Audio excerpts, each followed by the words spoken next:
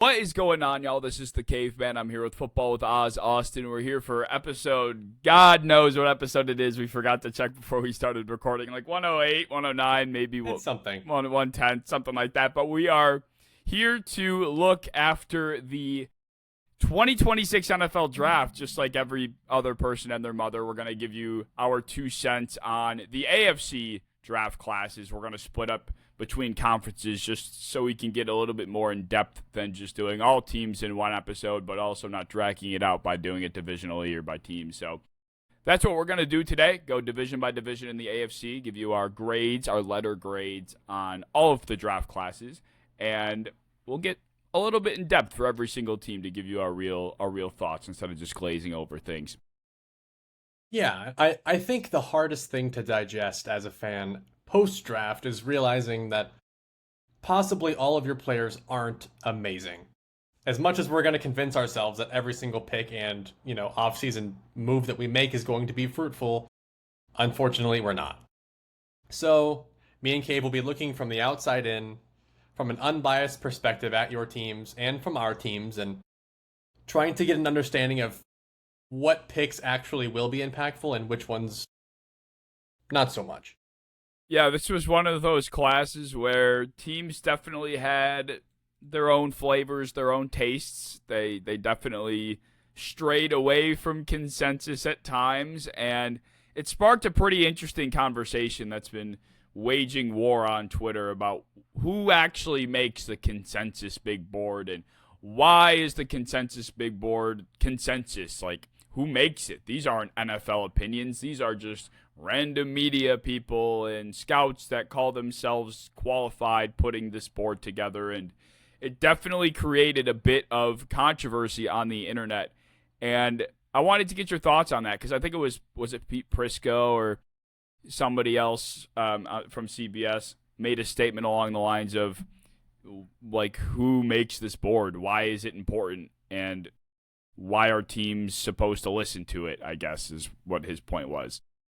Yeah, I don't fully understand to the extent of how the big board works, how the consensus big board works, because I know it's just a giant collection of who knows what of random people with credentials that filled out a mock draft or a big board, and that's just the way that it lies.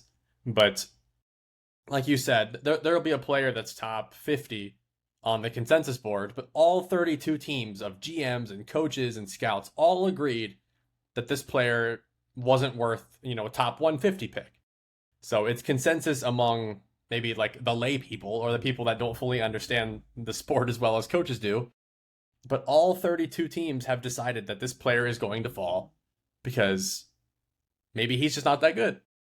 I think his other point was along the lines of how are we on the outside supposed to judge a player or a draft pick because we're not entirely positive what a team's plan for a player is or how they think they're going to deploy them. And while that is true to an extent, that also implies that anybody on the outside has no ability to see a vision that a team might share or to understand why a team might take a player and see how their skill set fits into what they might be looking for. It's basically implying that we're stupid and we can't connect dots. And I think that's kind of what bothered me. It's like, just because we're not a part of NFL front offices or we're not a part of the war room that selected a certain player, that doesn't mean we can't use context clues, looking at a player's skill set, looking at a team and their needs to figure out whether or not the pick made sense in our opinions. And it's kind of the same deep-rooted debate that people love to bring up. It's like, oh,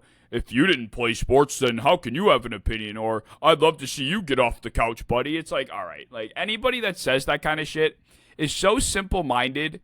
They are insulting themselves. Ultimately, it's like that means you can't have an opinion either. Like, are you invalid? You're invalidating your own opinion too. Like, I don't get that whole thought process.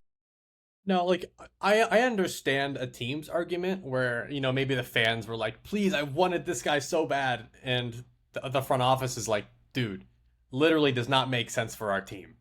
Like, we run a 3-4. You're asking for like the complete wrong thing of what we're running here. So I get it from that sense. We're like, a common fan that like maybe kind of just heard that this player is good and they're wondering why their GM won't take him. A lot of times it is because, he's just not a good fit, not because he's not a good player, but because maybe he doesn't make sense for what they're trying to employ. And I think that is true for a lot of people that just kind of want to have fun, watch the sport. They hear of a good player and they want him on their team. I think that's a super normal thing to do. But it is weird to suggest that like no one can understand outside of the teams themselves. Because if you pour in some time and some effort into understanding a team's needs, who's available, who fits that, like there is some pretty clear visions for what a team is able to do. Yeah, am I arrogant to say that it's really not that hard? Like, because football, Yeah.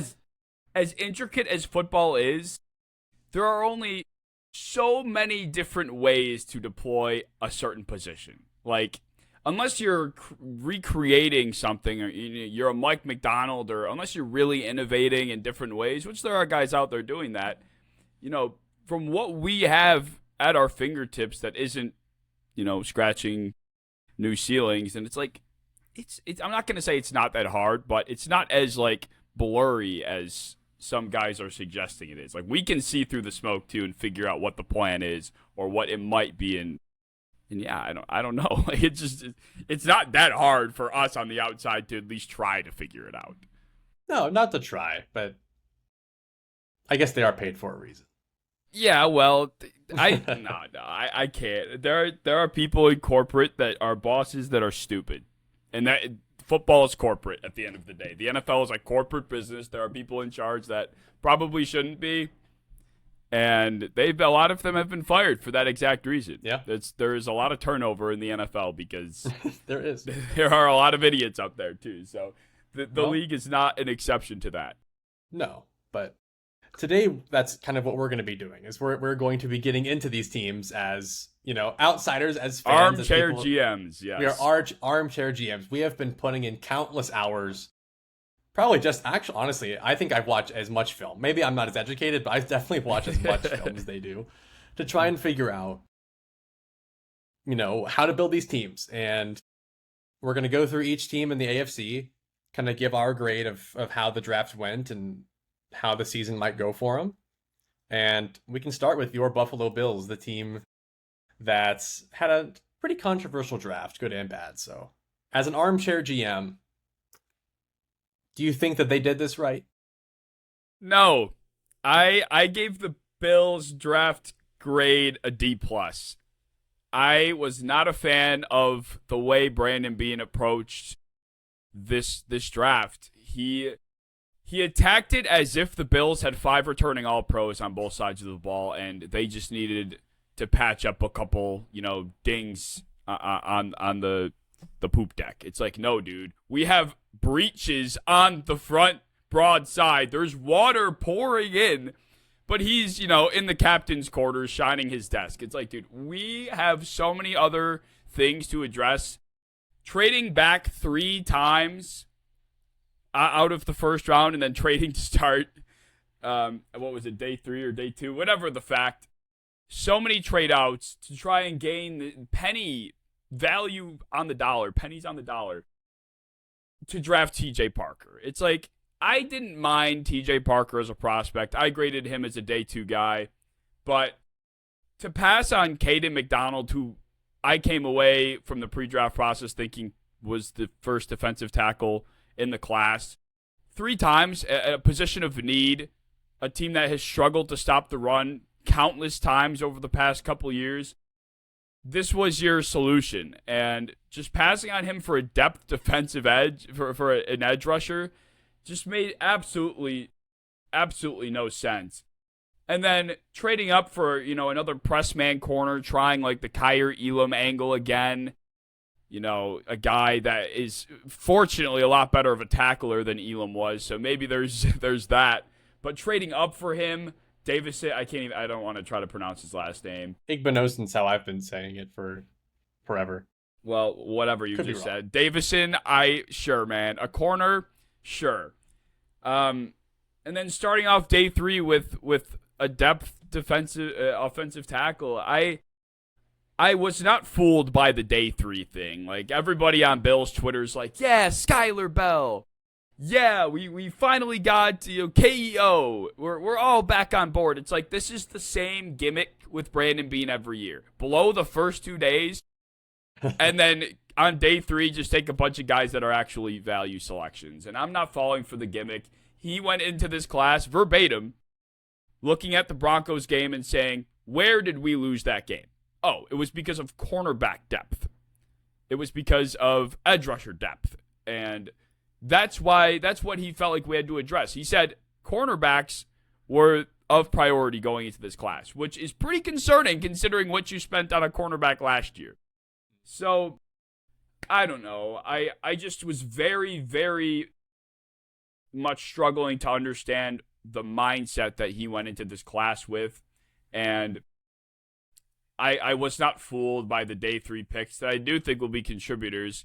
But even then, like Skylar Bell, I wasn't a big fan of this player. Another guy that needs the ball in his hands to be very good, and that's going to equate to a lot of screens, a lot of gimmicky plays. It's just he fits exactly what Joe Brady likes to do. But we have enough of that. So you have Shakir and DJ Moore, and God knows, Kincaid himself. Like, you have so many players on that offense that need that same recipe. So I did find it strange that they just kept going for the same flavor of receiver over and over again. And then drafting 3 guys before them.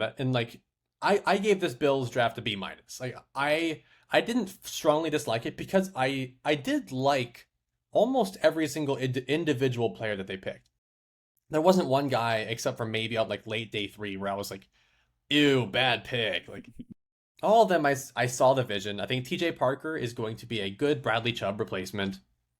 And with Bradley Chubb's injuries, that could be sooner than later. Davis Igbinosun, he's a talented corner. He's gotten significantly better over the last year or two. Jude Bowery, he was my favorite day 3 tackle. I really like where they got Jalen Kilgore in the 5th round. That was a good pick. Because they have Chauncey Gardner-Johnson, but like, he has a shelf life on each team. He comes in, he plays really well, and then he just like Stephon Diggs his way out of the team after 8 games. So Jalen Kilgore is a very good replacement for that. They got a very talented punter and some pretty athletic corner depth. So it was overall a good draft in a vacuum without looking at like the severity of the team needs. But I do think it is interesting to wait till, like halfway through the 4th round to get your first weapon. And even then, he's a very limited one athletically in the NFL. So, and then that's the only one you draft. That's why I thought it was a little bit interesting. You maybe have one starter immediately out of this, which is not necessarily a bad thing. Like, you don't always want to fill your lineup full of rookies. So it can be a good thing to not immediately start everybody. And I think there's a good pathway for all of these guys to start in the next 2 to 3 years. But overall, when you're in this window of you keep losing to the same team, you keep losing in the same ways, to just get a bunch of backups is hard to swallow as a fan. It is. I didn't think this was the class to be gung-ho, trade up, get your guy because of the talent gap comparatively to years past.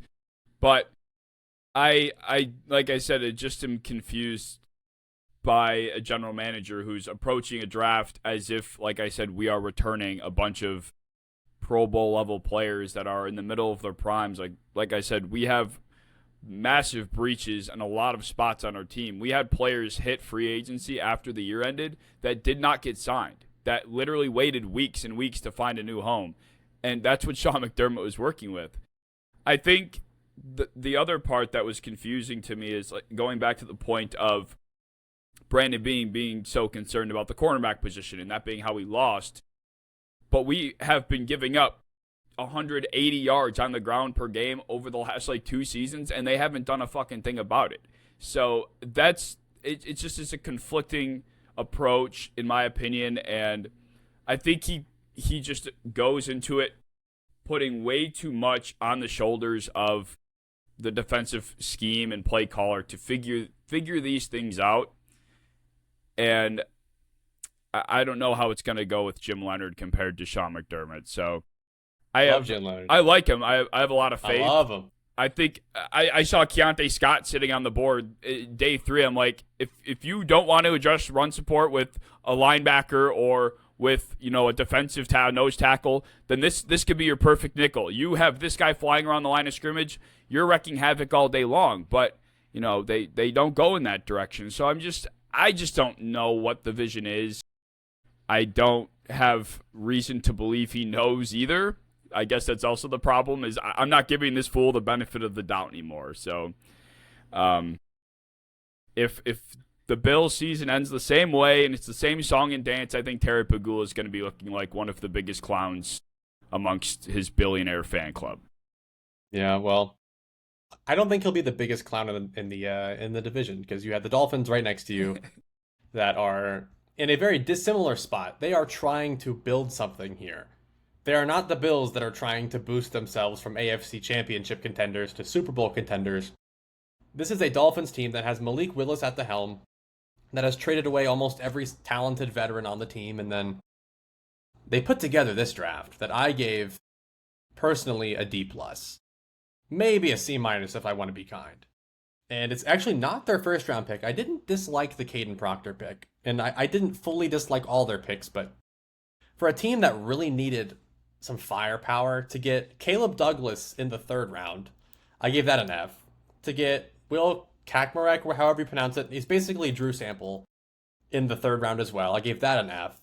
Trey Moore is an edge rusher in the 4th that I think could have possibly gone in the 7th. Like, the only picks that I actually really enjoyed were 2 undersized linebackers, which, I mean, they also still have Jordan Brooks. Like, that wasn't even the biggest need. They have Jordan Brooks and who's the other guy they have? The former Bill. Darryl Dodson, I think. Yes. So, like, yeah, bringing in 2 linebackers to be like the star of your draft is kind of a poor thing. They got a bunch of receivers. My favorite one was possibly Kevin Coleman in the 5th round. That'll probably never play for them. So I see maybe like 2 guys, 3 guys that'll crack the starting lineup, and I don't see a lot of upside out of really most of it outside of Caden Proctor, and he's gonna play guard. Yeah, this was a puzzling class for me as well. I gave it a C-. I gave the Dolphins a C-. I was very... I'm going to temper my perspective on their class based on the next, 5 years. I think trading out of the rights of Caleb Downs to draft Caden Proctor, who's probably the highest risk offensive lineman amongst the top group, could end up being, a franchise-altering blunder. We can look back on that 5 or 6 years from now. Caden Proctor's struggling to be a starter anywhere, if he's even on this team anymore, and Caleb Downs, assuming his projection goes the way we think it can, we're looking at an all-pro player. I just find it so wild that the safety position was comfortably the weakest on the team, and they passed on him. I get the positional value argument, and Proctor certainly fills a need, but I just can't get behind it. I thought there are even other tackles, other linemen that I would have went over Proctor at the 13th overall spot. So I didn't hate it. I think it's definitely dependent on both of their, career trajectories. But it puzzled me, and it really bothered me on top of it, because if you come away with this class on defense with a defensive front featuring Kenneth Grant, Zach Seiler, Chop Robinson, and then you got Jacob Rodriguez, you got Jordan Brooks on the 2nd level, and then you on the 3rd level you have Caleb Downs, you have Chris Johnson. You have a pretty good handful of players that you can build off from. And then, as being a defensive coach in Jeff Hafley, I was kind of shocked that they didn't go with Caleb Downs. So I was confused on that primarily. And then, like you said, as the picks went on, the picks got worse. I'm not a fan of Kyle Lewis. Maybe move him to defensive, put him at safety. Low key, I like him to play safety better than Michael Taffy, who they picked in the 5th. Me too. Michael Taffy, I had a late 7th rounder, maybe special teams guy. And Kyle Lewis, I at least there's something there. He's a very unique player. Mm-hmm. And I understand Halfley, like he's a linebackers guy. He loves his linebackers. I won't fault them for getting Rodriguez and Lewis. I think that that's really fun. It's just like this is a team that had premium capital. You had 11th overall. They picked 27th overall. They had a second. They had 3 third-round picks. Like so in a vacuum, like I don't think they picked a lot of bad players. Like they picked some solid players, but when you have, I mean, that's some of the most premium capital that could ever be dropped in your lap, and you get a guard at 12, a corner at 27th overall that I had like a mid day 2 grade on. In the 3rd round, you get a receiver that may have gone in the 6th round. You get a blocking tight end and an injured receiver. Like it's very hard pill to swallow that you didn't necessarily burn the capital, but like it could have been so much better, in my opinion. No, I mean, when you put it that way, it's pretty rough. Like having that amount of value it's tough to walk away from this feeling like it was underwhelming. Like they took Caleb Douglas over Zachariah Branch, Jacoby Lane, Chris Brazzell, Ted Hurst, Chris Bell. Like there was a number of wide receivers. Brennan Thompson's on this list. Fuck, they took him over Chris Bell, who they ended up drafting later. Elijah Surratt. I liked Douglas, but like, if he went in like the 5th and 6th round, I would have given this like a B plus, A minus pick. Like that would have been a good pick. But for the love of God, he's the 75th overall pick. Like that, like he might not crack your starting lineup next year. Maybe this year because you have the worst receiving room of all time. But like a reasonable franchise doesn't start a lot of these players, and that's kind of where my frustration came from. Is you still have an issue at weapons, and you drafted 3 wide receivers. You needed a tight end. You got Seydou Traore in the 5th round, and like you just didn't really get that much better outside of linebacker, which was like your only strength you had on the team already on defense. So I don't know, not for me. I also would have liked the Chris Bell pick a lot more if Mike McDaniel was still here, but he's not. That wasn't a bad pick to me. It wasn't. Like, it was a fine pick. That was probably like their best weapon pick they drafted. It was. Like 94th overall. That's that's a good value for Chris Bell. That was a good pick, and I could see him being like a long-term starter. My issue is more getting Caleb Douglas and the fucking tight end 2 from Ohio State, and then just day 3 they just got a bunch of guys that are obviously going to be backups outside of really Kyle Lewis and maybe Kevin Coleman. Did they take? Oh man, when did Max Clare go? Max Clare went in the 2nd round to the Rams. Okay. So. Max Llewellyn in the 7th round was a good pick by the Dolphins. That was a good value pick. He could have gone like in the 4th. But like, we're not talking about value picks here. We're talking about a team that might be drafting 1st overall next year. Like, we're not talking about getting a couple starters here and there. We're talking about like when you have this much draft capital, you need to be drafting like a franchise-altering draft. And I think this is very far from a franchise-altering draft. Most definitely. I could not agree more. I almost wish they would have just maybe, like I said, just dipped their entire foot into the defensive bucket and just, Jeff Hafley, defensive coach, stack the defense, let the offense suffer for a year and go from there. But yeah, like next year's a hot quarterback draft, hot receiver draft. Like you can build on next year 100%. And draft a bunch of defense this year. Like that would have been a very good solution. Not just drafting 3 wide receivers that have a possibility of none of them even starting next year for you. Well, I did like it more than the Bills draft, so. I don't know. I did, bro. I don't think I did at all. TJ Parker over Caden McDonald 3 times. Like, Bean, you deserve to get put in the chair, bro. The bro. Dolphins got more good players, yes. But like per expectations, I think I didn't like a lot of the Dolphins' value. Me, man. Based off what they could have done, I hated it. Yeah, that's fair. That I can get behind that. The Bills got about what I thought they would do. That's the fucking problem. That is the problem. That's why I was like C plus B minus. Like it is what I thought. Whatever. But what about the Jets? How did you feel about the Jets draft? I gave the Jets a C plus. Definitely didn't feel inspired by the Jets haul either. It was highlighted by the most controversial pick of leading up to the draft. I think the whole David Bailey versus Arvell Reese thing was extremely fun to watch. The beat reporters, the insiders, all going back and forth with their opinions. But I came away with a C+, starting with David Bailey, because I just cannot wrap my head around the idea that he is the safer pick somehow, that he's the one that's going to equate to more wins, that he's the one that is easier to work into your defense, which to an extent is fair.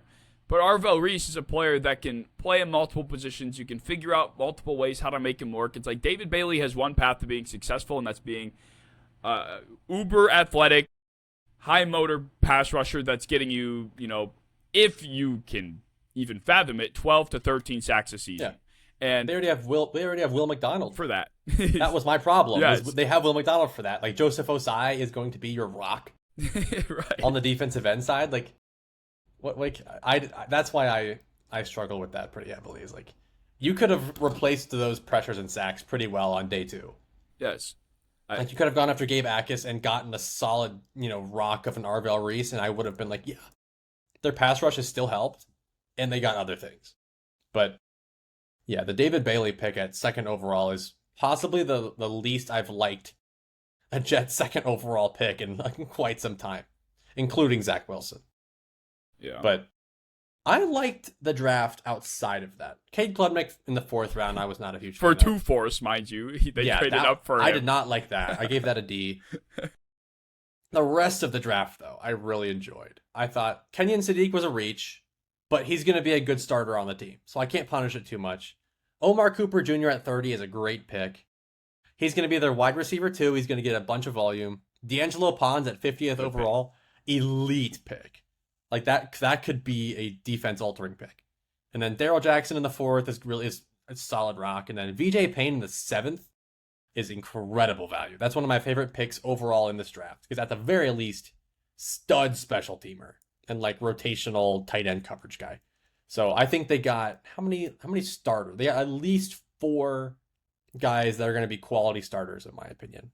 If possibly 4 guys that are going to be above average at their position in a year or two. So as much as I think that David Bailey at 2nd overall is a really bad practice pick, and Kenyon Sadiq at 16 is just too early, in my opinion. Either way, you now have a talented pass rusher, a talented tight end, a good secondary receiver, and a really good nickel corner. And then pretty good depth at D tackle and safety. So overall, I think that this kind of draft can help you get out of a rut. And they at least swung hard as opposed to the Dolphins of prior that played it way too safe. The Jets went after upside. They went after athleticism. And I like their vision a lot. So I gave it an A flat. A. It's a good draft. They have 4 good starters out of this potentially. Yeah, okay, I guess. I question, like, they had generational prospect Brock Bowers fall in their lap 2 years ago. They said, nah, I'm good. And then last year, they're like, let's take Mason Taylor 2nd round. All right. That was a reach. And then now this year, they're like, no, this is the year we want the best tight end. It's like, why? Why was that the idea? It's like, what is Mason Taylor going to do? I figure this is going to be a team that's probably, I guess, Sadiq might be playing wide receiver, to be honest. Mason Taylor, ideally to me, always was a tight end too. Like, at his very best to me, he was like a Jake Ferguson, who is definitely on the below average end of starters today. So if that was his ceiling, we can replace that with like the most athletic tight end since Vernon Davis and see what we can do, especially with, a good running back room and Omar Cooper, Garrett Wilson, Kenyon Sadiq. They have a really good base of an offensive line, and the defense just needed a couple holes filled to be back to like reasonable level. I think I just would have rather walked away with Mekhi Lemon in my draft picks than Sadiq and Omar Cooper. I know you're an Omar Cooper guy, so that's not going to fly, but yeah, Mekhi Lemon, I think he's gotten a little overrated. He's good. He's a very talented player. Very talented player. I don't think I need him much more than I need Omar Cooper. Yeah. I think the problem, though, is just this is a team that they didn't have the most picks in this class, even though they're one of the teams that I think should have been accumulating capital. The Bills approached the fucking draft the way the Jets should have approached the fucking draft. Like Mr. Brandon Bean, trade back, accumulate as many pennies as you can, versus the Jets are like, I want to trade up and find starters. I think those should be flip-flopped philosophies, and if I was being beggar or a chooser, I would rather them just go with David Bailey, Mekhi Lemon, keep your draft picks, and then you kind of ride out from there and try to fill as many holes as you can, because they really didn't do a bad job across the board. I guess I just I think this was an Aaron Glenn feeling the pressure of making sure we can get as many wins this season as we can type of draft. I like it. Good picks. Good picks, Jets. C plus. Well, the Patriots. They're possibly the most boring draft of any ones that we've done so far, so I feel like it could be appropriate to shave some time on the Patriots and talk about like Caleb Lomu in the first round. I am not moved because I don't think he's a starter year one. And it's as simple as that. 28th overall, they're a team that made it to the Super Bowl, just needed a little more oomph, and they drafted a backup lineman in the first round that I had a midday 2 grade on. Gabe Akis in the second round, I really enjoyed that. And they were the first team to draft someone I have never heard of in the 5th round. His name Prunty, never heard of him in my life. And then they passed on Garrett Nussmeier, got Baron Morton, didn't like that. Crownover was another good depth lineman they picked in the 6th round, but outside of that, I think Akis is definitely their biggest impact player year one, off the edge in the 2nd round. Very athletic, very talented. He'll be pretty good. Outside of that, though, for a team that scraped their way in a shitty AFC and then got blown out in the Super Bowl, I really wanted to see some firepower and try and do what the Bills also should be doing and get over that little hump and become elite. I think they did a pretty poor job of that, and I think you got one starter this year out of that, maybe, and then maybe only 2 guys that are like a long-term play here. Everyone else is really just depth. Like 3rd round through 7th round, all just forever depth, never to be starters. They might have the most unique class of names here. Yeah. Quintavious Hutchins, Jam Miller, Baron Morton,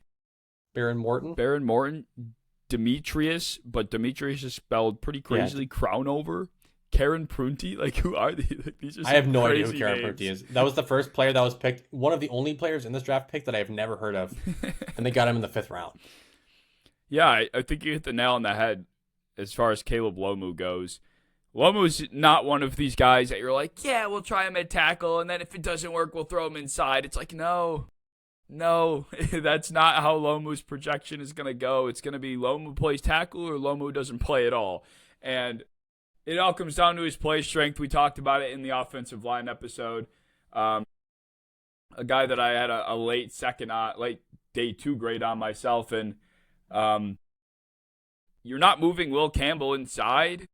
And then even if you do, you're just going to have the same problems you had with Will Campbell with Caleb Lomu at tackle. So then you're just running into the same problem. Once basically summed up nicely to say, yeah, depth offensive lineman. And I get a sense that this is quickly turning into the Commanders' 2026 season for the Patriots in 2027. I think they're going to go down that path. It's similar seasons, in my opinion. Yeah, incredibly reminiscent. And their coach is a little freak. Yeah, dude. The Rossini files are going I think crazy. There's a chance this was a questionable draft because the coach was getting his freak on in the back. It's very possible, because when Josh Allen when the Bills got blown out by the Bengals a few years ago in the playoffs, and there's that infamous picture of Diggs on the sideline looking at him with his arms in the air. Like, I have heard from people, I think it was on our podcast with one of the guys we had on, and he made a mention that there was some truth behind a lot of the rumors that were circulating. It's like, that stuff affects these guys are humans. So they are humans. This stuff definitely plays a part into their work life. So yeah, the Rossini files are crazy. Does Vrabel continue coaching? Will he be forced to step back, do you think? I think he has to. Yeah, it's the only way he's not going to freak out. Yeah. Just coach, put your head down. Don't go to any casinos. Don't be freaking it out in some spa. Like, just relax. Stay at home. Maybe bake with your kids or something. Yeah, man.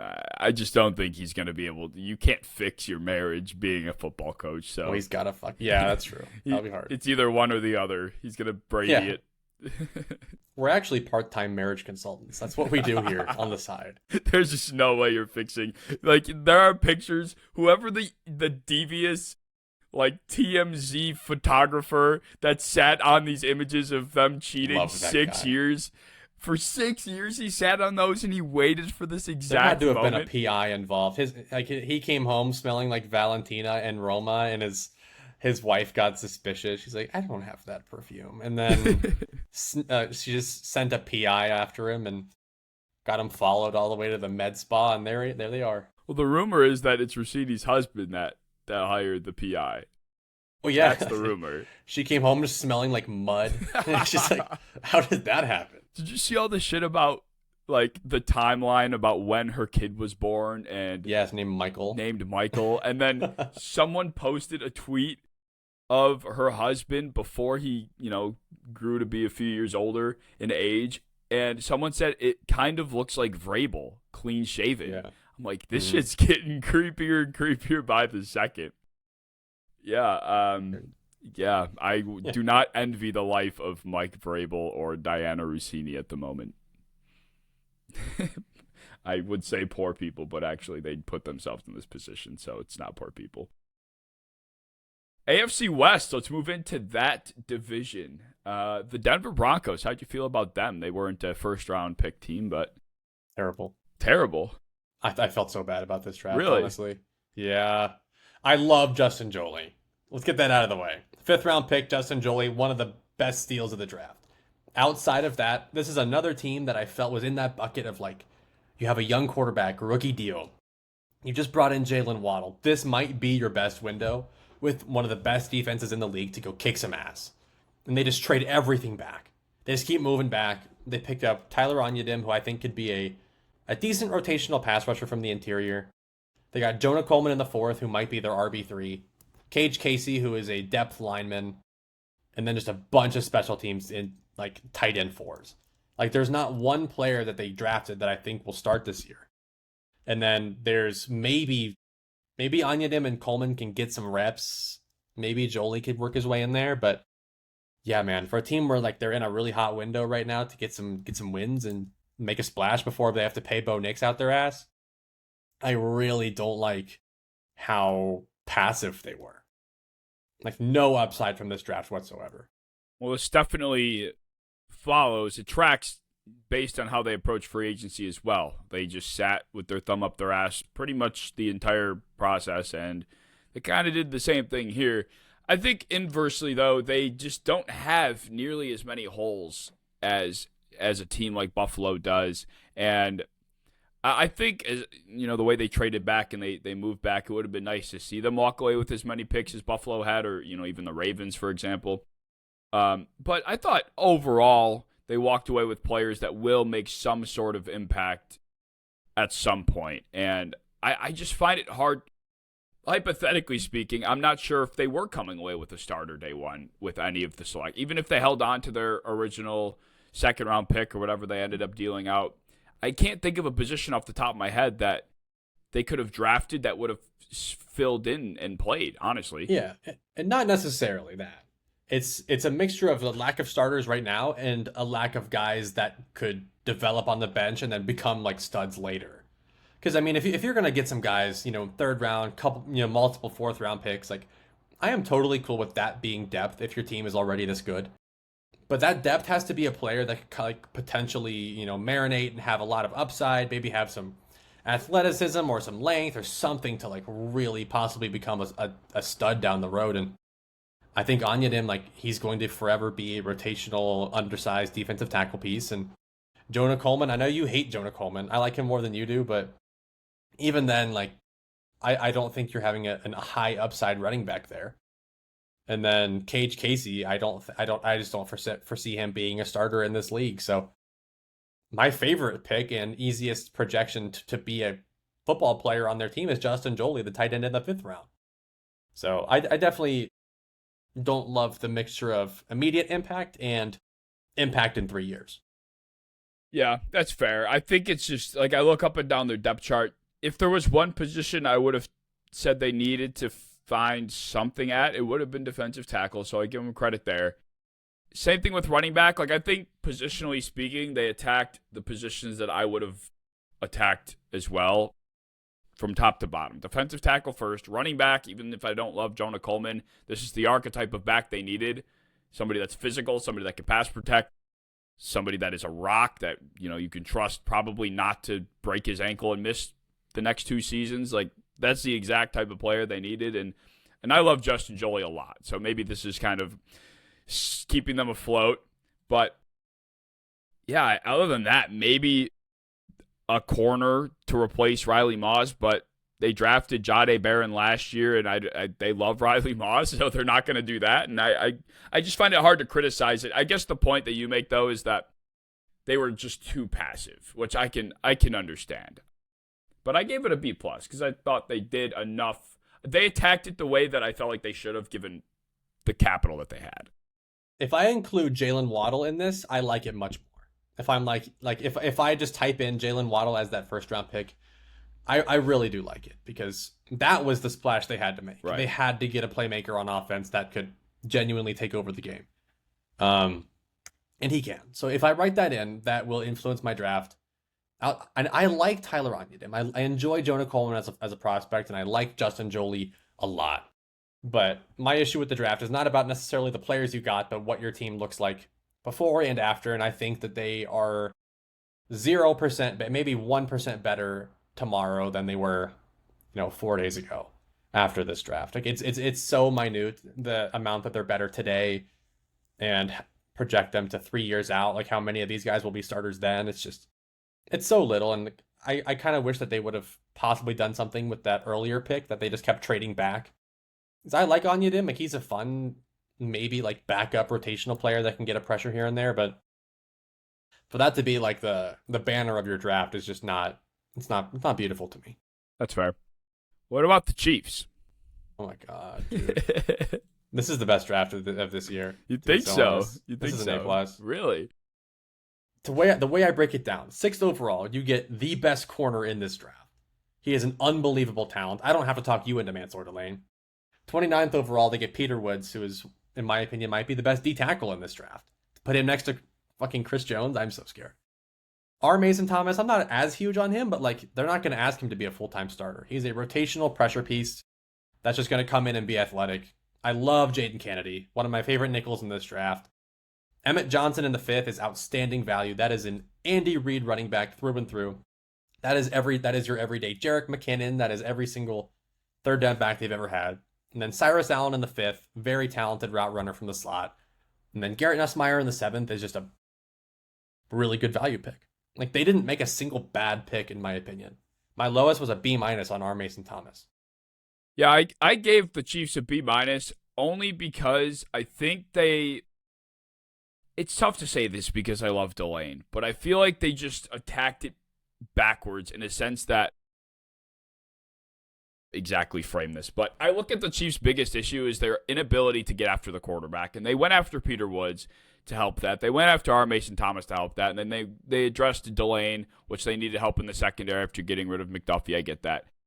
I think, though, I'm just such a strong believer in front to back. Like, you will impact the game from the front before you impact it from the back. And as much as I love Delane, I really think they should have been in the Ruben Bain conversation. I would have rather just sat at 9 and you go with Bain. It's just so hard to say that because of how much I love Delane and how much of a difference maker I know he's going to be. I just look at the way their defense has been structured the last couple of years, and they had a very good corner in the secondary.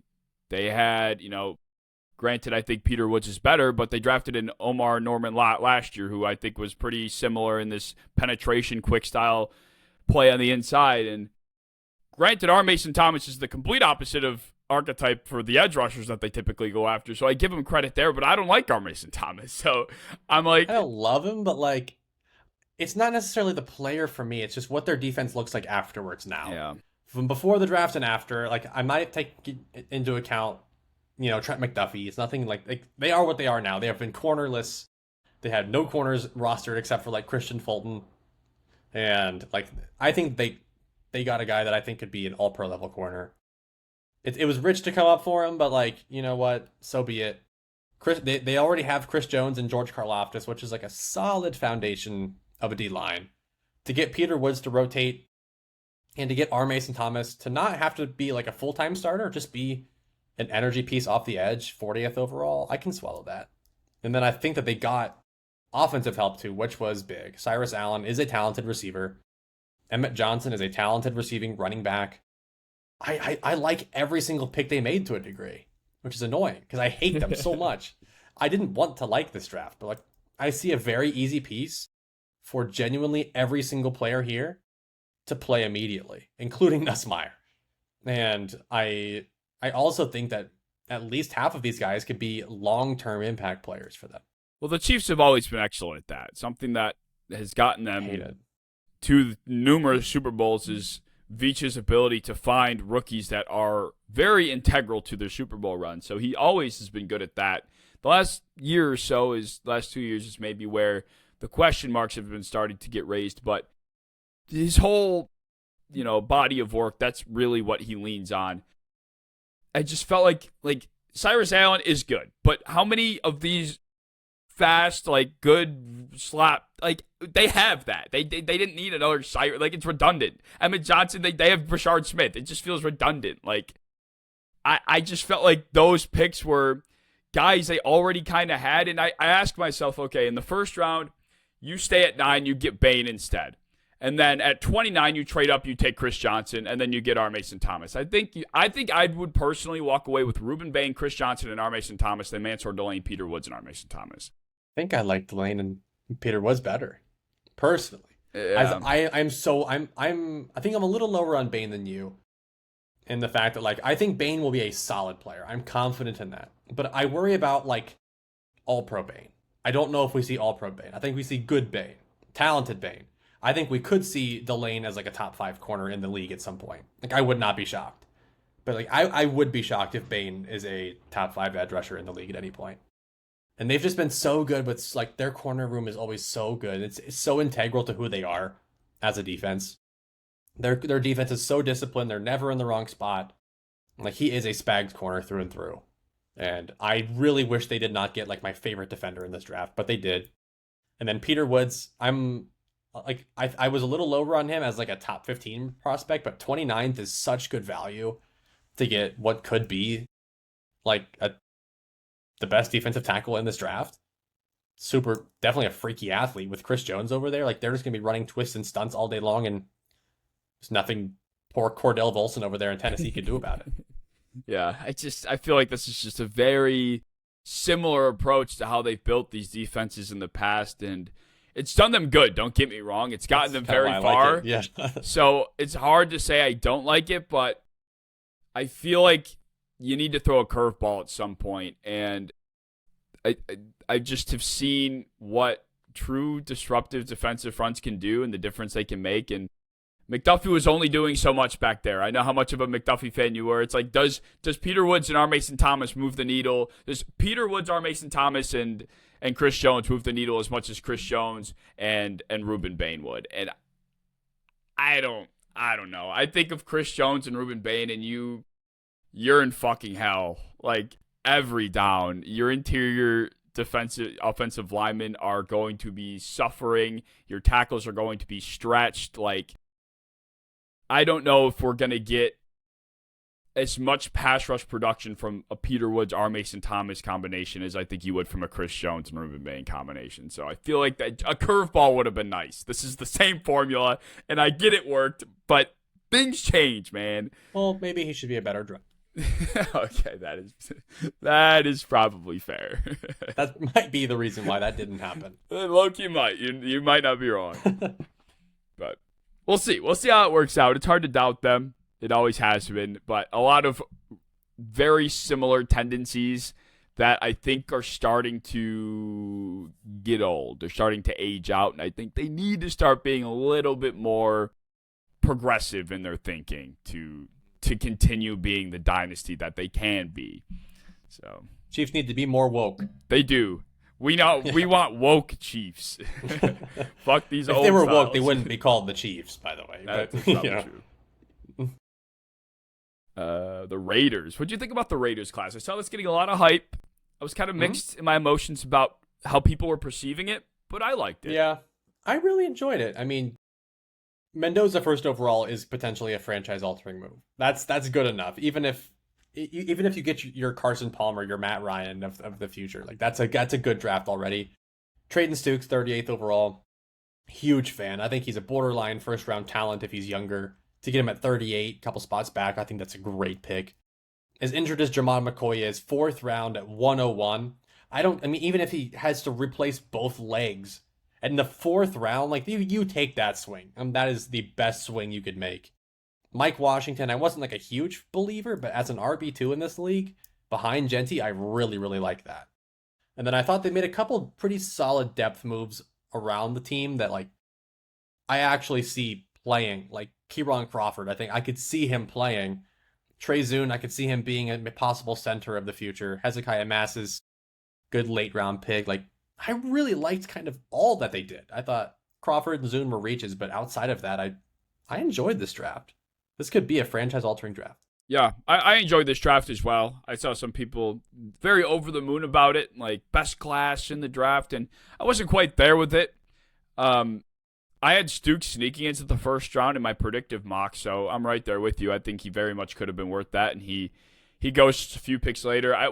Kieran Crawford wasn't a guy I watched really any of, to be honest, but from what I read, pretty well-rounded player.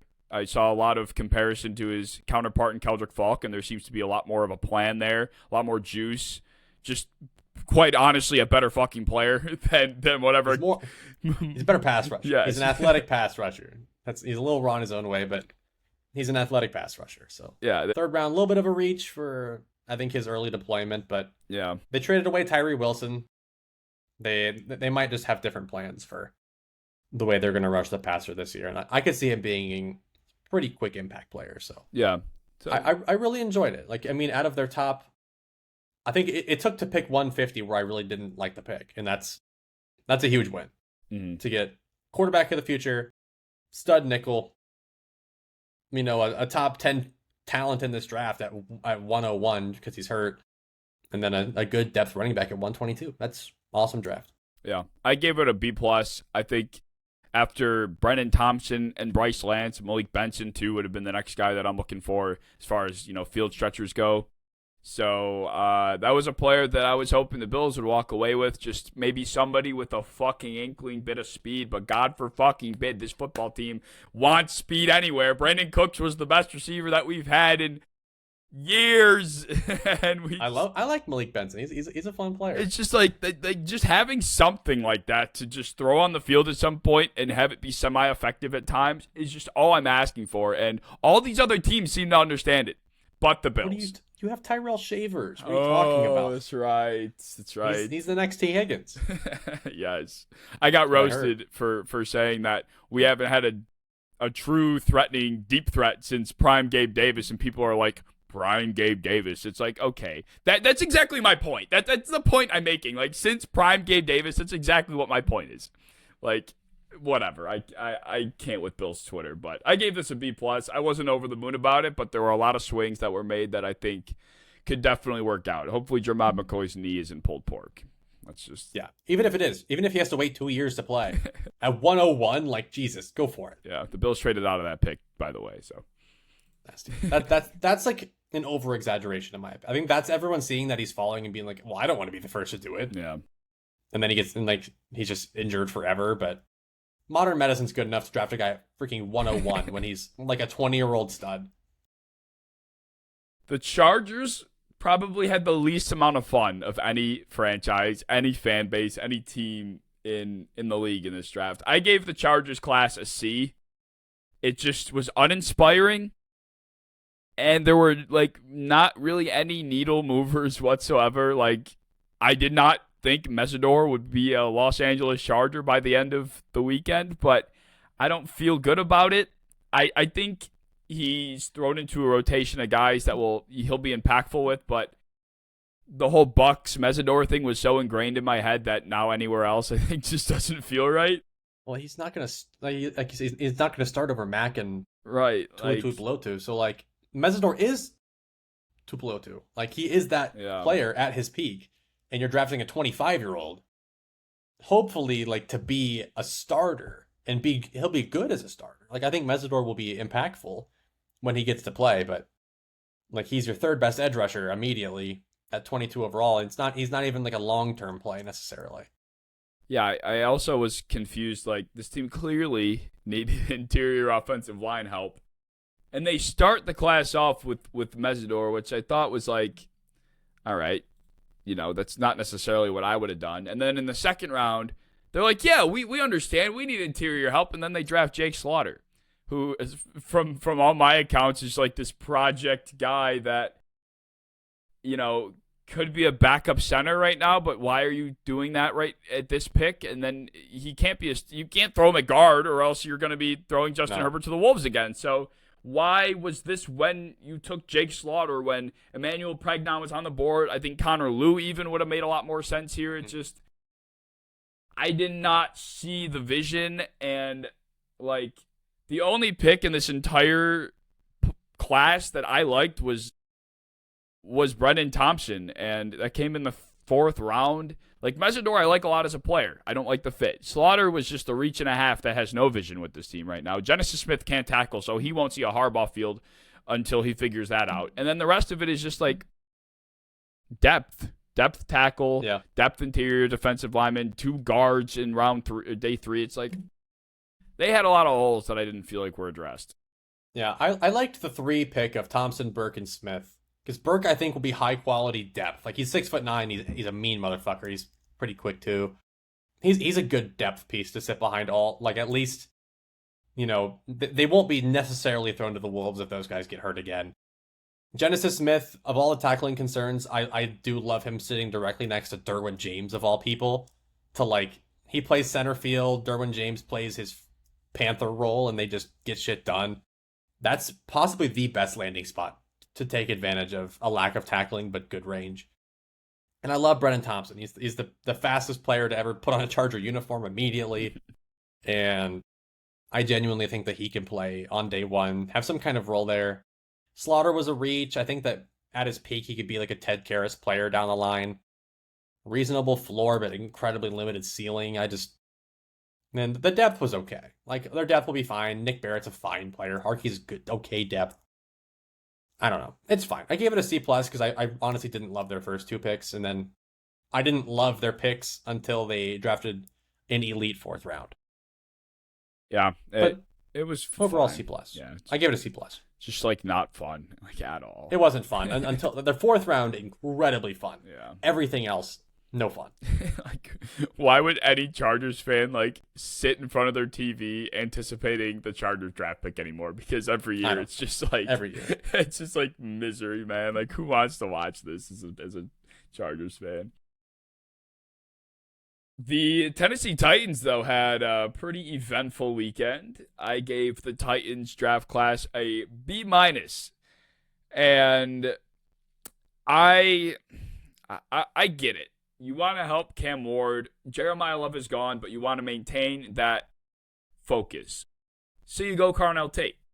The problem is, I just don't think Carnell Tate's worth the 4th overall pick. I don't know if they tried to field offers to move down. I think if they would have, they probably don't get Carnell Tate based on a lot of the other, tidbits we heard. I think Brett Veach made a comment in a press conference, or some Chiefs executive saying that they were like between Delane or, thinking about Tate. It's like, oh, Tate, interesting that the Chiefs were thinking about that. So he probably wouldn't have made it too far, and they probably would have missed out on him. But I think if I'm the Titans, move back, miss out on Tate, get a different receiver, I think you survive. I think Wan'Dale Robinson out-targets him this year, to be honest with you. And that's I think Wan'Dale Robinson out-targets everyone for some reason. That's fair. That's probably fair. Yeah. I didn't love the fit in terms of, quarterback to receiver, because Cam Ward's kind of like a panic, not panic. He has a little bit of, that bozo gene. He's very talented, but he's completely unprecise. And Carnell Tate is, pure precision. He's, this many steps, crispy cut, ball here. He is a Joe Burrow receiver through and through. He's pure precision. But having to play that backyard style of Cam Ward, I think he could still be good there and highly impactful. I think he's still their best receiver, definitely their most impactful receiver immediately. Because I think Wandale's a little overrated, but I do, yeah. I don't think the volume is high there as it could have been on another team. Yeah, you make a good point. It's like you said, Tate's best moments came when there was timing involved in the play. A deep ball that came out on time. He burst out of the rep at the top of the route at the best moment, turned the cornerback around, and the ball was there. It's just like you said, there's not a lot of that with Cam Ward, and hopefully in a few years that's the goal. But early on, to build from now with Carnell Tate, that's where I'm suspicious. As much as I dislike Keldrick Falk, I think this was like one of the few landing spots where it really clicked in my head that this could work out. So I was a fan of that. Anthony Hill feels like a Robert Saleh linebacker, a 3-down guy you can trust in a multitude of scenarios. So I was fine with that. Fernando Carmona, can't say I have many comments on that, but Nick Singleton's a back that you add to this room, and they probably need a goal line presence, and that's kind of what Singleton is. I don't know what Tony Pollard's really good at anymore, if anything at all. So beating the Browns like by himself, yeah, so, that's about it.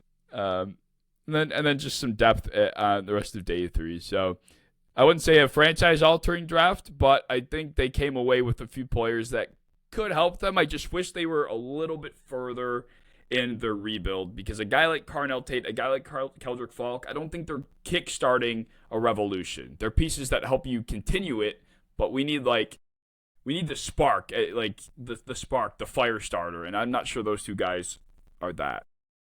I don't know. Tate's a freaking beast, man. Tate's so good. He's so talented. I think he's one of those guys where like he's gonna develop as Cam Ward develops. Like Cam Ward's gonna need to like kind of man up with him. But Cam Ward he showed a lot of maturity over the year. I think they can get it done. I think Wan'Dale Robinson is like the most annoying receiver ever. He's good, but like God, like he doesn't need 100 freaking receptions. He's getting 100. So he's getting 100 this year. This will be his average 4 yards per catch. I am drafting Wan'Dale Robinson in fantasy. This will be Cam Ward's favorite receiver. My prediction is Wan'Dale has more receptions and Tate has more yards. What if Wan'Dale has more receptions than Tate has targets? That's possible. I think they're just going to be like, I think his receptions are basically like handoffs. It's like 1 yard down the line of scrimmage. Yeah. Like here, he's tackled immediately. All right. That's a 3 yard run. We'll take those sometimes. Yeah. Like he gets open, then that's it. Yeah. No more. Hate him. Well, did you have any other thoughts of the Titans class? No, I liked it. I liked the Falk pick. I think that made a lot of sense for Saleh to be that like 6'6" huge behemoth, hybrid player. Saleh is the guy to do that for. And then Anthony Hill, I wasn't a huge fan of his, but for all the linebackers that were available and for the coach he went to, I've really liked that fit too. Yeah, he was probably the best linebacker on the board, if I could remember. Probably. At that point. So, yeah. Yeah, they went early, so they did what they had to do. I didn't blame them at all. This might be the most anticipated class to talk about in this episode. I need to hear your thoughts on the Jacksonville Jaguars. What was your grade for the Jaguars class? F. Pure F. To break it down, in the second round, they went with a guy that I enjoyed, Nate Borkacher, tight end from Texas A&M. I think he almost had, 200 receiving yards? He might have had 20 catches. He might have had, I think he had 19, actually. I think he did. He is second round, 56th overall. He is going to be a blocking tight end, except he's not like an amazing blocker. This is like if Drew Sample was like significantly less good at blocking. Drafted in the second round. Then the third round, they go with a guy that I like. Albert Regis, he's fine. He's okay. This is still a reach. Emmanuel Pregnon, 88th overall, A+. That's an outstanding pick. You got a good guard, 88th overall. Everything else, like third round pick, Jalen Husky, I had him as a late day 3 guy. Wesley Williams, fourth round, I had him possibly not even making a roster. Fifth round, Tanner Koziel, I don't like That's a basketball player. Sixth round, Josh Cameron, fine pick. Good value, B+. CJ Williams, F. Zach Durfee, I kind of like him. Parker Hughes, I wrote who. Never heard of him. Linebacker out of Middle Tennessee State. I have no idea who that is. CJ Williams has been a backup receiver like every year in college until his like 6th year. And I like there is not a single starter here outside of maybe Pregnon. I don't understand why. Like, is Brenton Strange not good enough at the inline stuff? Like, I thought Strange did a good job at being that inline blocker, red zone threat, over the middle type of guy. It's like that's exactly what he's kind of built for. And then you go and draft Borkacher 56th overall, and it's like, why? Like, this is just a second, at best, a backup tight end, and then like he's 245-pound blocking tight end. It's not getting you very far. Who does that? How many yards did he have? Hold on, don't be shy. Show me his stats. He had 198 on 19 catches, 198 yards. He's a 5th-year senior at Texas A&M. I mean, it's not even like we have some young pup who we can like mold into something. How tall is he? Like 6'4". Oh, he's not even that tall. He's a tall guy, but like he's tall and he moves well. I will give him that. But when you already have Brenton Strange to take your first pick of this draft, they had no first-round pick, and to top it all off, they traded away fucking every first-round pick they ever had for Travis Hunter, and they've now put him at corner only. And if they would have gotten a stud in the 2nd round, I could have been like, okay. They traded away a first, but they got like a really good guy in the 2nd, so like I could swallow that pill. Instead, they got like a tight end 3 at 56 overall. And this is a team that also could be in that group of teams where it's like, hey, we were impressive. Like, we almost beat the Bills, and we could have made a run if we beat them. Like, very, very talented team. And they kind of ignored a lot of their holes. They didn't get any running backs. They just kind of drafted a bunch of guys that might not even make the roster. Yeah, I think back to what their holes would have been, and they lose Devin Lloyd. They really didn't backfill that too much. Who did they sign? Didn't. I was looking at that earlier. They didn't sign a soul, I'm pretty sure. Like, there's nothing to backfill Devin Lloyd, and this was a class that had linebackers that you could have figured something out there. The good linebackers were going to the 4th round. Yeah, they had some like Kyle Lewis. Give me Kyle Lewis over freaking Tanner Koziol in the 5th round, or Wesley Williams in the 4th round, who I had a UDFA grade on. So I really, he wasn't even the best Duke edge rusher, and I had a UDFA grade on the other Duke edge rusher. So I don't know. I really, this is possibly the least favorite draft I've ever really seen in my life. Outside of Pregnon, I really hated it, to be honest. Yeah, I also gave it an F. So I don't think there's really any other grade you can give this class. I even think defensive tackle, they could have used some help at. Regis is okay. They went with Regis, but I don't know, like Borkacher. I like his game. Borkacher. That could have been so many things. Regis is like a 6'1" nose tackle. Like, he's very limited in everything he's going to be doing in his career. He's fine. He's okay. Borkacher pissed me off. That's such an arrogant pick. Yeah. Where it's like, yeah, I know way more than you. This guy has never had production. He's 245 pounds. He's like a 24-year-old senior. But we're going to be the team that really get, like, you didn't have to do that. Draft him in the 4th round. I promise you he might be there. Well, and then they go and draft, like, how many tight ends do you need? Did you need another? They got Tanner Koziol. You needed another one? Yeah. Yeah, like, who's their tight end 2 currently? It's Nate Borkacher and Tanner Koziol is at least listed. Well, but how many tight ends do they have? Good God. Quentin Morris, Hunter Long. Hunter Long. Him. Like, you just drafted Hunter Long in the 2nd round. Congratulations. Yeah, I don't. Like, this is just Hunter Long all over again. Yeah, and then no running back. Blocking. Like, Borkacher's a fine blocker and a decent athlete. He's a good athlete. Outside of that, like, he will never be an impactful receiver for you, and he's a second round pick.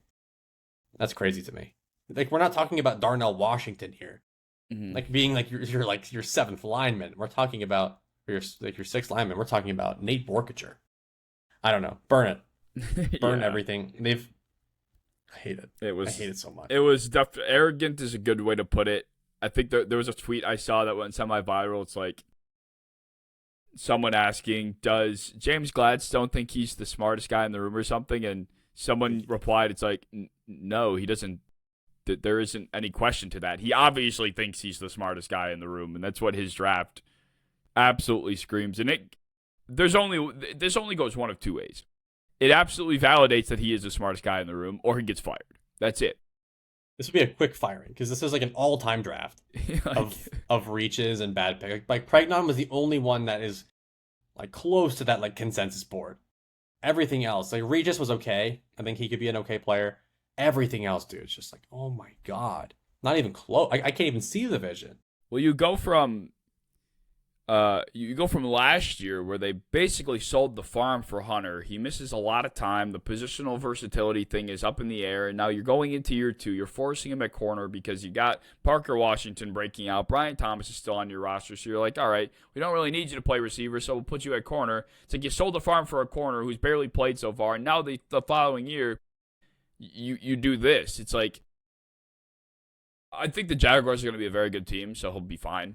But the event that this team's declined over the next 1 to 3 years, like, we could be seeing a pretty quick exit for a young GM that I personally thought at the start was innovative, was inspiring, was going to do things that were outside of the box, and that's what he started with the Hunter thing. And now he's really pushing the limits here. So he needs to probably eat a piece of humble pie and just take it down a notch, I think. Take it down. But, yeah, F. How about the Colts? Another team that didn't have the most capital, but came away with a good haul. I thought it was a good haul. Like it was a bunch of players that I individually didn't quite love, but I really liked the value and the fit. Like CJ Allen, I wasn't obsessed with him, but 53rd overall, that's outstanding value. AJ Halsey, I wasn't like obsessed with him, but 78th overall to basically be Lou Anarumo's new Von Bell. Like, I think this, like, I was even joking, like, this guy has to go to Lou Anarumo, like, when we talked about our safeties. Like, this guy has to be in that role. And he did. Like, this was perfect. Great scouting by them. Really good pick. Jalen Farmer in the 4th. I think he's an outstanding backup guard that can potentially be a really good run blocker for Jonathan Taylor. And then they got a bunch of quality depth. Like, I see really good special teamers here. I see guys that are, like, legit depth players that can rotate and but play on day one. And Deion Burks, 254 overall. This guy's awesome. Like, especially for a team that has kind of lacked like a true, dynamite playmaker at receiver. That's why they drafted that one dude out of Oregon State a couple years ago. Like, they've needed that. And I think Deion Burks can do that at the very minimum. Awesome punt returner. This is a great haul. It is. It definitely, you put it nicely. I gave the Colts a B+, and they did a great job, almost every single pick, hitting the perfect cross-section of value and team need. And that's what I think the draft is all about, is finding that cross-section as many times at as many selections as you can. And you went through them all. Like, C.J. Allen is your Zaire Franklin replacement. Basically the same green dot kind of idea. A.J. Halsey just feels like a Lou Anarumo type of secondary player. Jalen Farmer, run-blocking driver, creates space. That's, the Colts' identity, pretty much in a nutshell. Bryce Boddicker. I think it's Becker or Betcher. Oh. Well, in any event, this linebacker, from what I was reading up, is kind of a raw football player, but he's just a freak athlete, super strong, coming downhill. There was some clips at the Senior Bowl I saw in one-on-one coverage. He was kind of hanging with some backs, so there's maybe some coverage stuff there. So a lot of people seem to be fans of that. And like you said, the Deion Burks pick, man, like, what the hell? I wasn't, like, infatuated with Deion Burks in the pre-draft process. There were people that were humongous Deion Burks fans. Like, he had his own hive. I wasn't a part of it, but I think Deion Burks' slide to the 7th, 254, might be an even bigger slide than McCoy had, like, relatively speaking. Like, we're talking about what I thought was comfortably an early day 3 receiver, maybe even late day 2. Like, yeah, like, if he went where Caleb Douglas went, I would not have batted an eye. Like, what? If he went 3rd round to the Dolphins, I'd be like, all right, like, that's a little early, but, like, dude, you do you. Like, I see the vision. Not a problem. But 7th round, that's very dramatic. And that's a really good pick by them. I just don't get what about, I don't know what red flags was on his profile that would have warranted this, I guess. I don't know. I have no idea, honestly. Like, he's just small, And like so are a lot of these guys that they picked. He's Yeah. way twitchier than a lot of them. Mm. But good class. Like I said, did a good job of hitting that cross section of team need and value, and a very good Chris Ballard class. It was classic. Finishing off the AFC South, we had the Texans. I gave the Texans a B. The start of the Texans draft was very good. I was a massive fan of the start of the Texans draft. You trade up, you get Keelan Rutledge, you address the interior.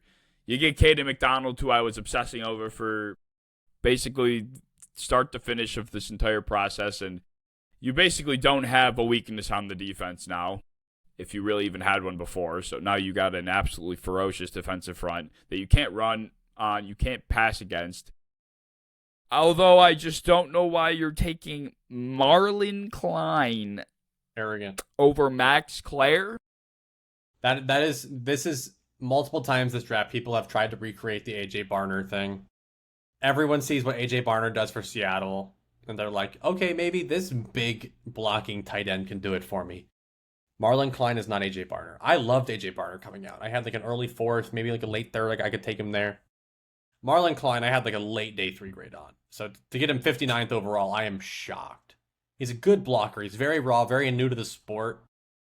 But like, there's no receiving upside here at all. And then like the 4th round, they go Fabechi Wiwu and Wade Woodaz, like the weirdest group of names possible. I actually like Wiwu. He's talented depth. Ramsey in the 5th is good value. And Aiden Fisher in the 7th, outstanding value. But Keelan Rutledge was a reach. I like him a lot. I think that he will be a good player in the NFL. But he was like a projected like 2-3 pick. So to trade up for him at 26 overall I don't think they had to do that. I think they could have just picked him. They did overpay, and I just wonder if they felt like they knew something that they had to. Maybe they just really liked him, and they didn't like the other fits. Like maybe they didn't like Basantis or Pregnon. They're like, this is the last guard or center that we really like. We just got to make sure we get our guy. Mm. But yeah, Caden McDonald, I think, really saved them from my grade. I gave him like a C+, B- draft. I think McDonald is the only like highly impactful guy they drafted. Rutledge, I could see potentially also being very impactful. So two really good picks there. Outside of that, I think you get a lot of depth and a lot of special teams work here. Yeah. Kamari Ramsey was a guy I wasn't high on, but I feel like this is one of those spots where Kamari Ramsey, obviously the positional questions, he was playing nickel his final year. It's like he shouldn't have been doing that, and it dropped his stock.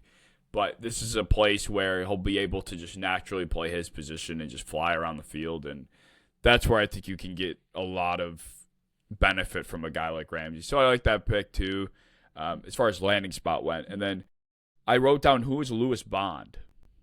He's a Boston College like gadget slot receiver. He's only after the catch stuff. Like think Shakir, but not as athletic. Okay.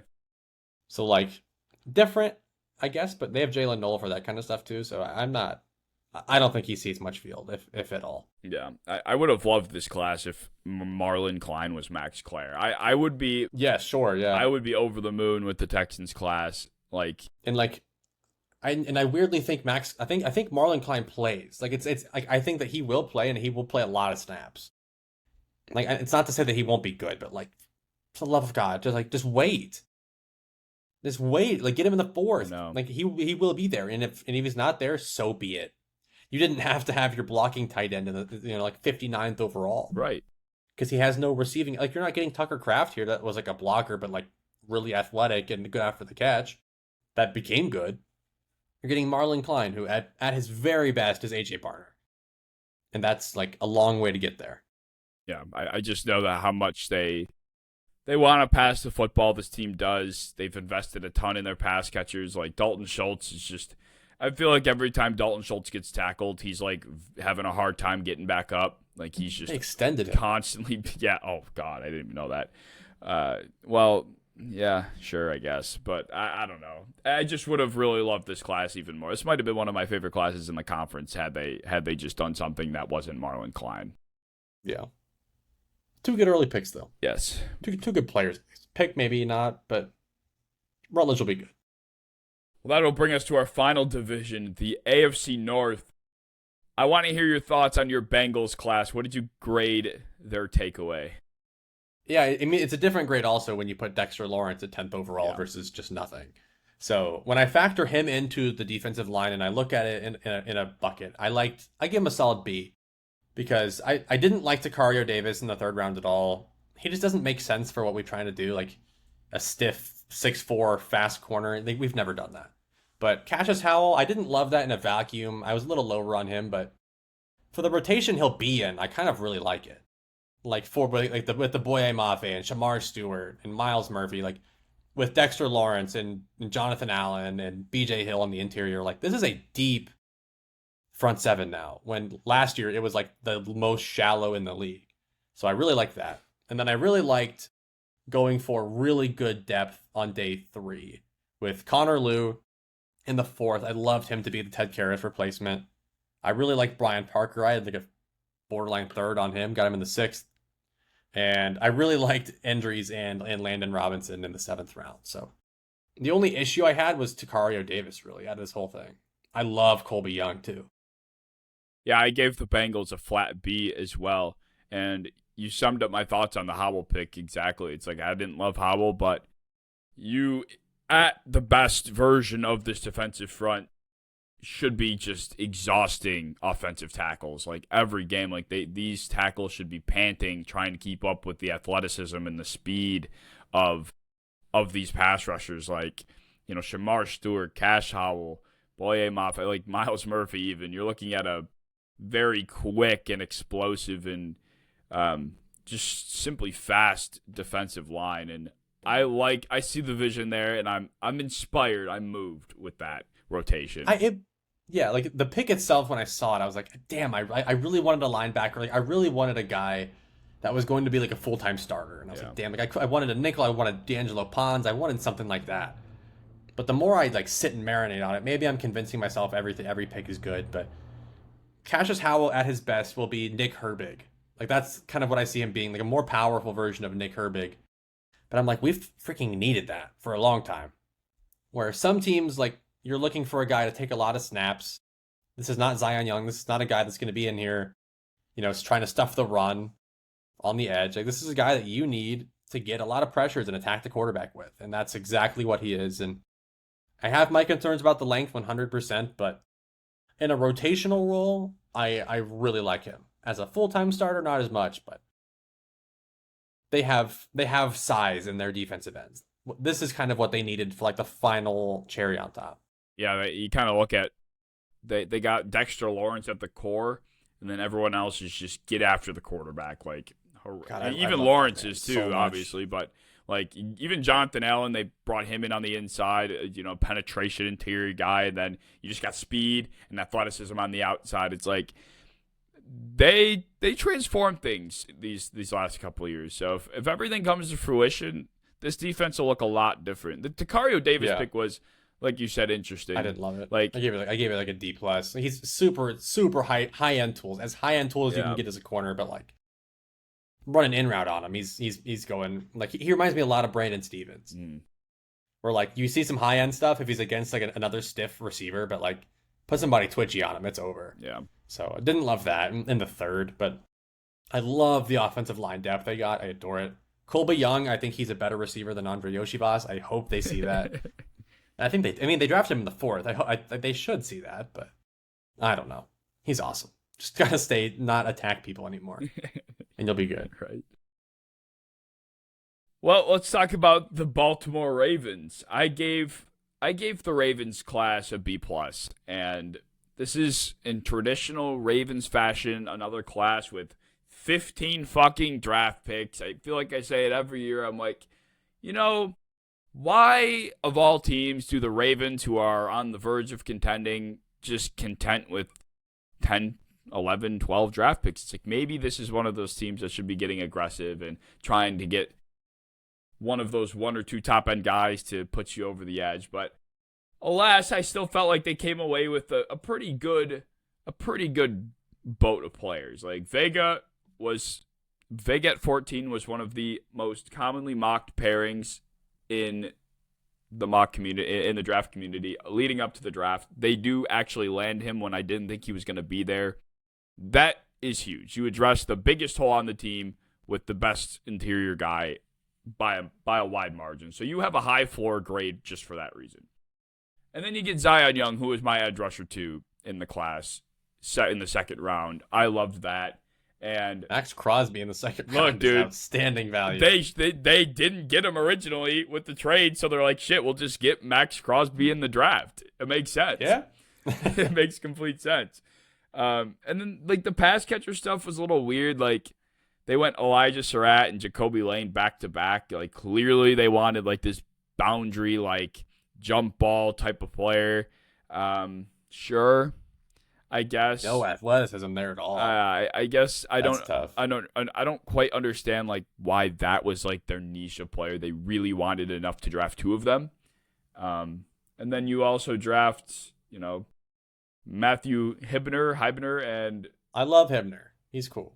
I like Cuevas too. It's like Cuevas feels like such a Ravens tight end. Like Josh Cuevas feels like such a Ravens tight end. I don't know. It's just like the offensive weaponry that they brought in was a lot more quantity than it was quality. I would say that. Like, I would be shocked if Elijah Surratt or Jacoby Lane are ever, the best receiver on their team, or even the second best. I just don't see that happening. Like, they're not going to be out targeting the tight end on their team. And it's just a lack of athleticism still. I don't love it for them. A lack of separation. Like, those might be the two worst separators in the class at receiver, and they just got the same one. They're different receivers, but like I'm just shocked that they didn't want an ounce of separation. Even the two tight ends they got, Hibner is an outstanding blocker, good athlete, cannot separate. Same with Cuevas. Like they got four guys that cannot separate and are not that athletic. So yeah, it was just a weird pull. I love Vega though.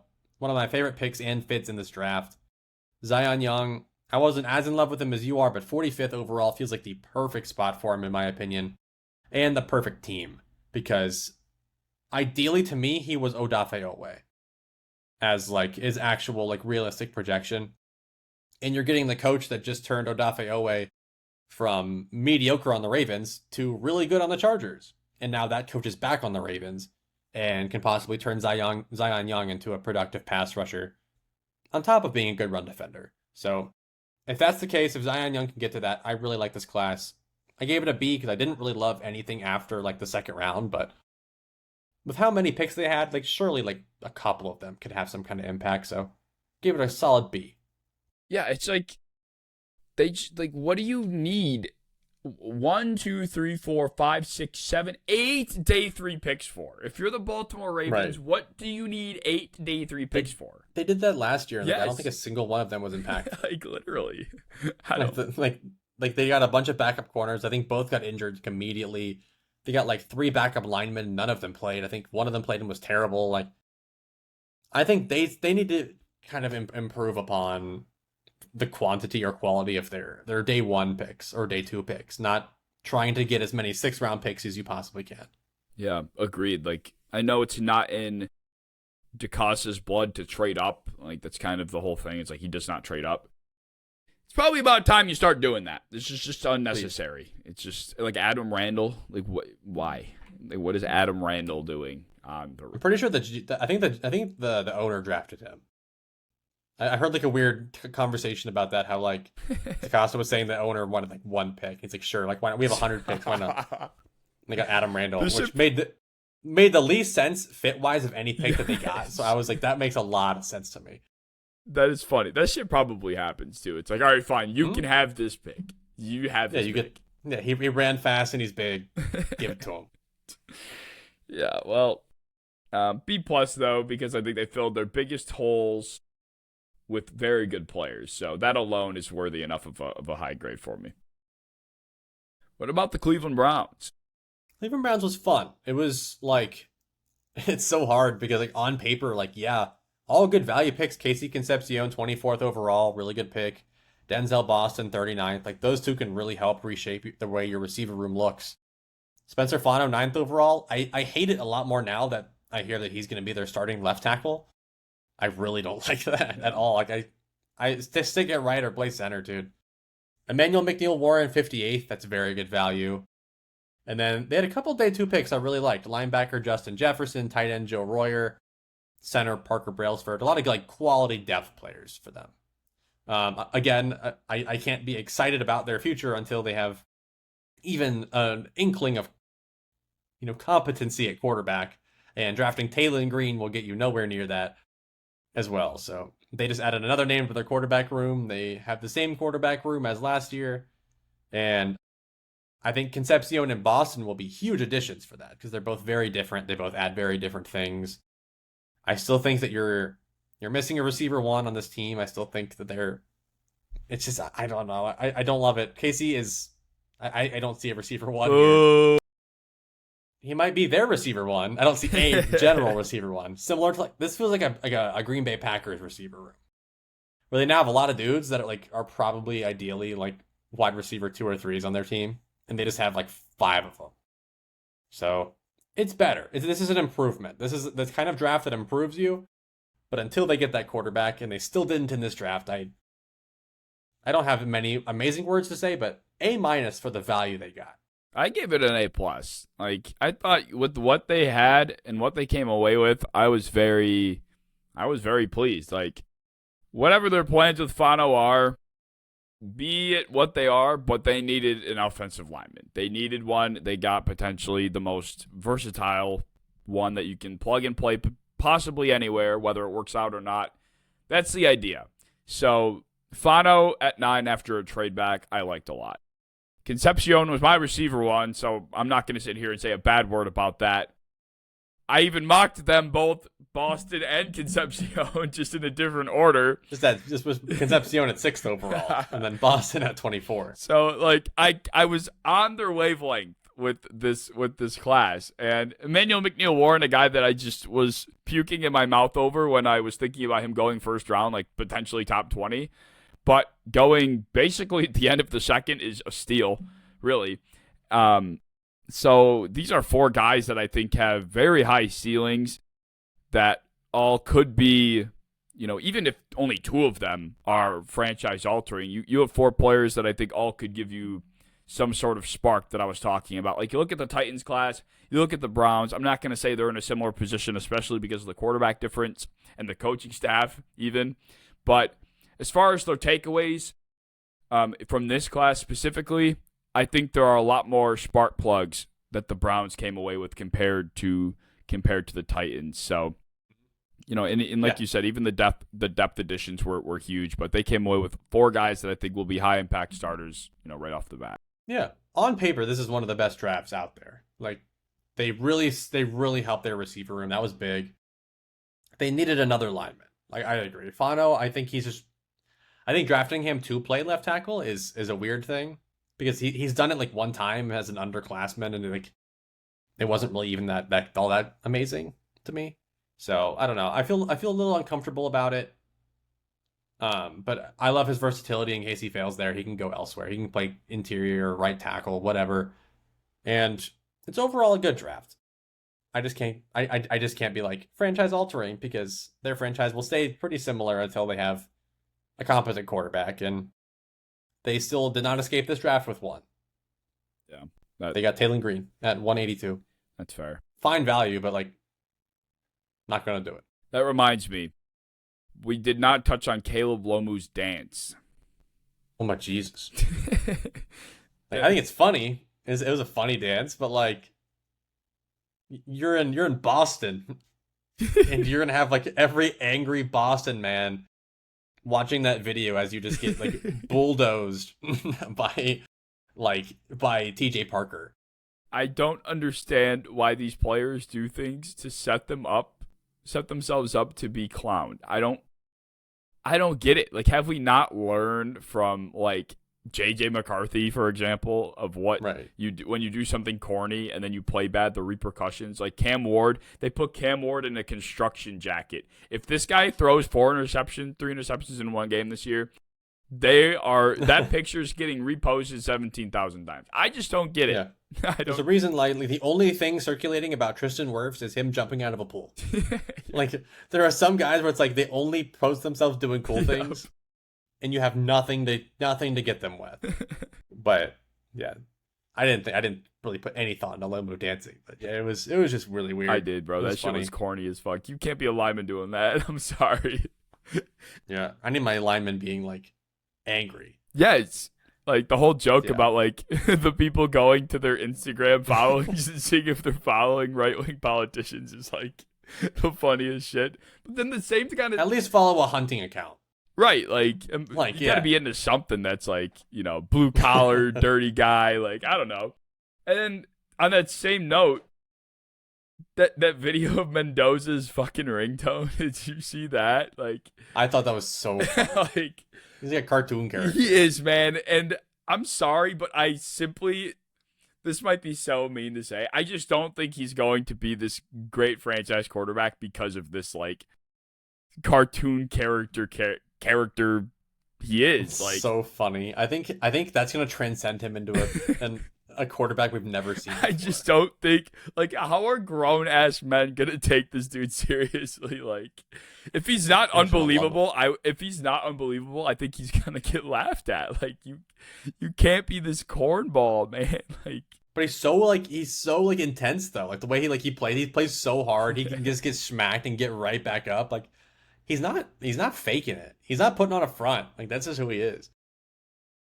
I just can't. I just feel like there are the most successful football players are guys that are just from their core, their soul, football players. Like, and then there are guys that are like, just like football players on the side, but their true character is just like, something like a Pokemon card collector that just happens to be really good at football. That's what Mendoza feels like. He's really good at finance. That's his thing. Like, yeah, that's what I'm talking about. Like, this guy's probably at his ceiling as a human being, better off as like a finance guy making millions of dollars on the stock market or something. But instead, he's just built to be a very good quarterback, and now he's playing in the NFL. He just happens to be good at two really good things. But I feel like the best football players at their core are just bred to live and breathe this shit. And I just don't know if this was what his life was meant to be. I think he's supposed to be something else in another life. 200% overthinking. No, it's not. We've reached that point in the offseason. No. I think he was meant for more in this. I think he just might be better, maybe like a life coach or something. I don't know. Like the whole LinkedIn bit. I think another guy that's setting himself up to just like, bro, the LinkedIn stuff is going to bite him in the ass the second he throws 3 interceptions on the first drive or in the first quarter. So it just is. I don't know. Maybe I'm just an ass, but I just can't get behind it. That leaves us with possibly the other biggest laughing stock of the cycle. Love the Steelers? Well, I'll start by saying this: the Steelers class I gave a C+, and I didn't dislike it, but I also wanted to defend the organization from their own fan base, the werewolves that the Steelers fan base is consisting of, and how they basically attacked them because they got embarrassed on their own home turf, and they were like taking it so personally that Mekhi Lemon got sniped when he was on the phone, acting like their integrity took a hit, and it just like this corny face that they're wearing to act offended that things went the way they did because they're at home. They're at their own home. I don't care about this. Like, no one gives a fuck. And on the outside, I'm laughing at so many other things that the Steelers have done over the last 6 years. This doesn't even fit in the top 10 of embarrassing Steelers moments in the last 6 years. I'm sorry. The act of them calling is ridiculous, to be honest. But getting Jeremy Bernard saved them, I think, from that embarrassment of like just not getting a good receiver at all. Because I obviously think that Mekhi Lemon is definitely a better receiver than Jeremy Bernard. But to get Max Yahanachor and Jeremy Bernard, that's really good. Like a receiver core of DK Metcalf, Michael Pittman Jr., and Jeremy Bernard could be like solid. Mm-hmm. That like genuinely could be like league average, if not more, if Jeremy ends up being as good as I think he can be. And I wouldn't be shocked if he's better than Lemon. Like I think Lemon's better, but like the value is awesome. But like I'm here to defend them from the Drew Aller haters. Nah. Like obviously, like if you draft Drew Aller in like the first round, that would be insane. Yeah. But you got him 76th overall, and you had 3 third-round picks and a 4th and a 2nd and a 1st. Like throw one of those those picks at a quarterback that has a bunch of tools, Yeah. that's fine. Yeah. And currently they employ Will Howard and Mason Rudolph, both of which would be working at Culver's if it weren't for them being currently For on the the Steelers. Steelers, yes. Yes. Yeah, so you know what? I don't hate this swing. Like if you swing and a miss on a third round pick, like so be it. It happens all the time. They had 3 of them. But to me, like when I broke it down, this was the most Steelers draft of all time. And like not even the first, I mean, so first of all, getting a receiver in the second is just Steeler Bible. They have to get a receiver in the second round. Then they went a gunslinger from Pennsylvania, an offensive guard with a mullet, a white wide receiver from Iowa that has less than 200 career receiving yards. That's only good at returning. Yes, a fullback, some Spanish defensive tackle I've never heard of, and a player that's currently in the U.S. military. That is the most Steelers draft I've ever heard of in my life. So I actually give it a B. Like I think this actually they had a couple like Hanachor and Bernard, really good combo in my opinion. And then I like the swing on Aller. Dunker is fine. Robert Spears Jennings in the 7th is a great value pick. This is a fine draft. Like this is a very solid, normal, decent draft. Yeah, I mean, I gave it a strong C plus. It's like outside of the top 2 picks, I wasn't in love with anything that happened after that, but I didn't look at it and be like, oh my God, that's disgusting either. So I was like, all right, it's fine. I do just think like, how many quarterbacks do we need in this room? Like you bring in Aller. He's the best one. They're gonna bring back Rodgers. Like obviously that's going to happen. If they do, then that's weird because they would have 4 quarterbacks. Right. Like Mason Rudolph would just have to go. But it's gonna happen. There's no way they're fine with this. There's no way they are waiting on Rodgers and not being relatively certain that he's coming back. There's no way. But that brings me to my final question of the episode. So, I'm going to list the most embarrassing moments that I can think of the Pittsburgh Steelers over the last 6 years or so. I want you to tell me where the Mekhi Lemon incident ranks on this list. Okay. So, these are in no order to begin with, mind you. So in 2023, they passed on Christian Gonzalez and Brian Branch. That was a big debacle that draft year. This year, they obviously passed on a lot of young talent for Mike McCarthy at head coach.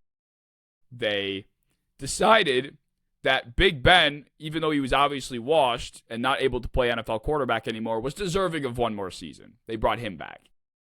They traded George Pickens for pennies on the dollar, to be honest. Overpaid for DK Metcalf, overpaid him just for George Pickens to then be an all-pro the very next season. Yeah. They rolled out a quarterback duo of Russell Wilson and Justin Fields with a straight fucking face. They said, this is what we're doing this year. They refused to fire Matt Canada. There were other sporting events in the city going on where the fan base was chanting about firing the offensive coordinator. The Pittsburgh Penguins fans were in the arena during a game chanting, fire Matt Canada. They made the most pointless trade ever with the Dolphins. Probably ever. They overpaid TJ Watt despite an obvious decline.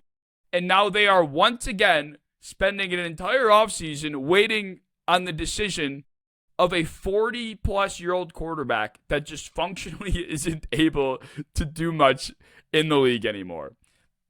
I think the worst one was trying to figure out if Russell Wilson or Fields can be your starting quarterback of the future. And then employing both and paying them both relatively handsomely was, in my opinion, probably the most embarrassing. The worst was keeping Matt Canada on the payroll for as long as they did. They did it 3 years longer than they should have. That was the problem. It wasn't an extra year that he got to buy. It was 2 to 3 extra years that he just lived with. The Pickens trade was bad, mostly because the third round pick that it ended up being was one of Drew Aller, Dalen Everett, or Jennings Dunker. And sure, you got the value, but unless Drew Aller is a stud, I had Dalen Everett as a day 3 guy. Jennings Dunker, I'm just not that moved.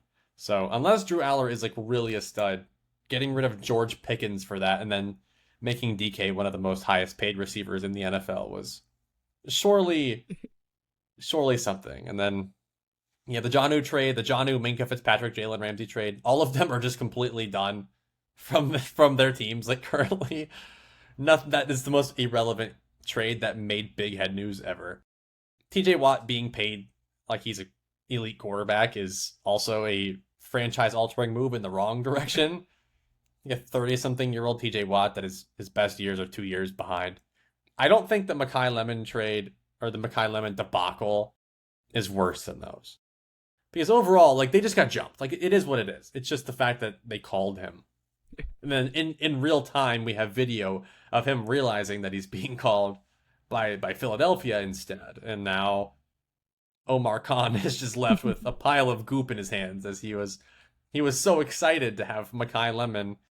And then when life gave him lemons, Howie Roseman fucking took him and then punched him in the face. So they've had a lot of embarrassing moments over the last few years, but I don't think it was the worst because they've had some bad ones.